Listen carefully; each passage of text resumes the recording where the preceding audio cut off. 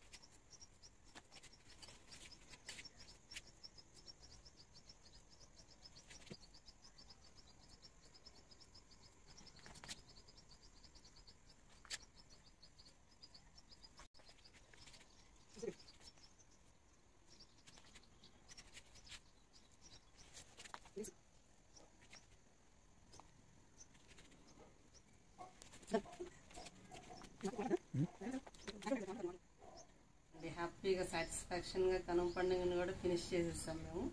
మంచిగా రథాన్ని నేను నిన్న నేర్చుకున్న ఫస్ట్ టైం నేను రథం ముగ్గు వేయటం. మామూలుగా చుక్కల ముగ్గులు వేస్తాను కానీ రథం ముగ్గు లైన్స్ వేస్తారు కదా, ఆ లైన్స్ నాకు రాదనమాట. నేను ఇంకా చుక్కల ముగ్గుతో రథాన్ని కూడా నేను నిన్న చూసి ఒకళ్ళ దగ్గర నేర్చుకున్నాను నేను. అది కూడా కరెక్ట్గా వచ్చింది. అసలు కొంచెం కూడా అటు ఇటు ఫస్ట్ టైం వేసినా కూడా పక్కగా వచ్చింది రథం. అసలు ఈ కనుమ పండుగ ఇంపార్టెన్స్ ఏంటి అందరికీ తెలిసే ఉండొచ్చు, అయినా 2 మాటలు చెప్దాం అనుకుంటున్నా నేను. సంక్రాంతి అంటే సూర్యుడు మకర రాశిలో ప్రవేశిస్తాడు కదండి, మరియు దక్షిణాయనం అయిపోయి ఉత్తరాయణం స్టార్ట్ అయిపోతుంది.